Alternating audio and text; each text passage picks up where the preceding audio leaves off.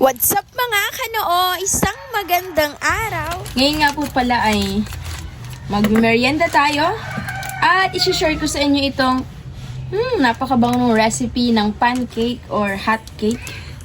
Ang tawag sa amin dito sa probinsya ay high cake. Yan, gagawa po tayo ng high cake. Ayan, ganyan po siya kadami. Siguro ito yung mga 2 cups ng flavored na po siya na nabibili natin sa mga grocery store. Gatas na powder. Ayan.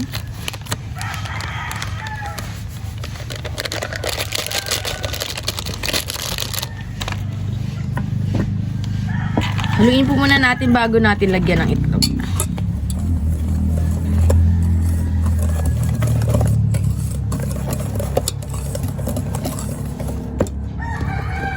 Egg.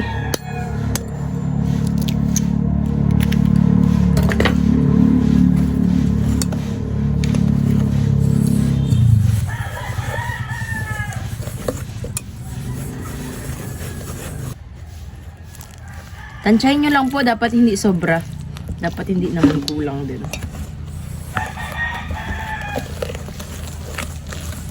Kailangan ganito yung panghalo para mapino siya. Konti pang water.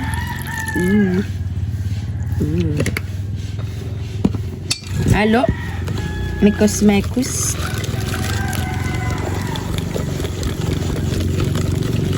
Medyo mangali ng paghalo nito. Dapat wala siyang buo-buo. As in super pino. Parang tama na yung ano niya. Lagkit niya.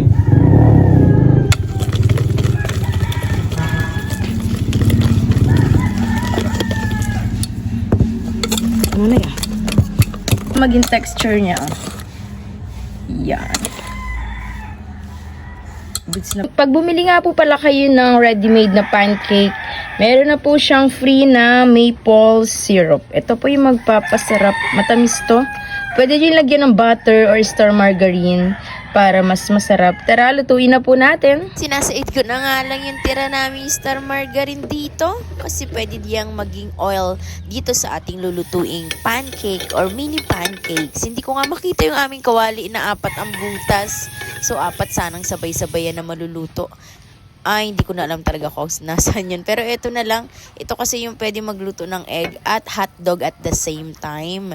Isa't kalahating kutsara ng taka lang akin nilalagay sa kada pancake kasi pag nasobrahan ng kapal po ay hilaw yung gitna.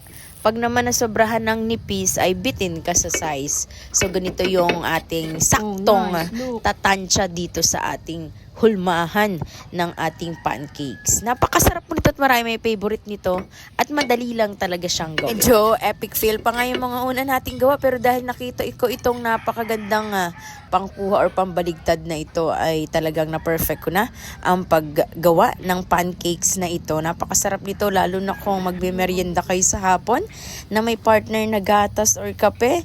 Talagang swakto.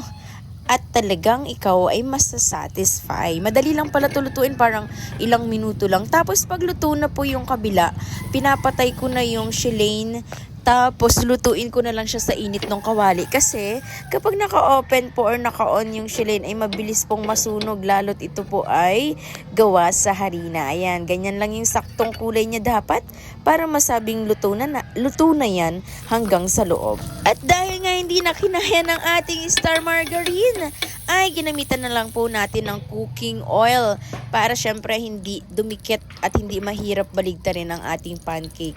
Okay lang naman din po yan at hindi naman yan mahalata kapag kinain na natin ang ating pancake. Anong merienda nyo ngayon mga kanoo? Tara! Kain tayo! Paulit-ulit ko na nga yung niluto. Pare-parehong proseso lang po yon. At talagang napakabango nito kapag niluluto dito.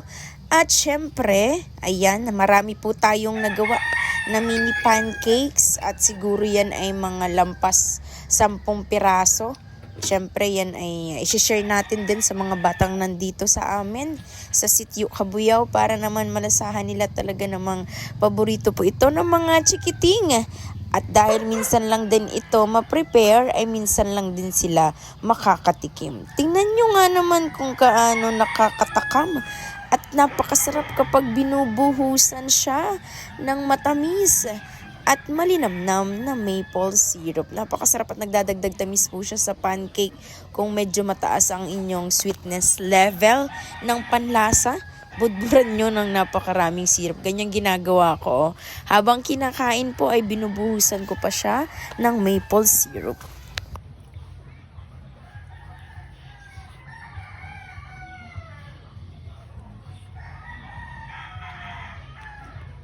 Tapos na nga ang ating weekend. Sana nakapagpahinga po kayo ng maayos at naging produktibo ang ating pahinga dahil sasabak na naman po tayo sa panibagong linggo sa ating mga trabaho, sa paaralan dahil Lunes na nga ulit bukas. Syempre maraming salamat sa panonood.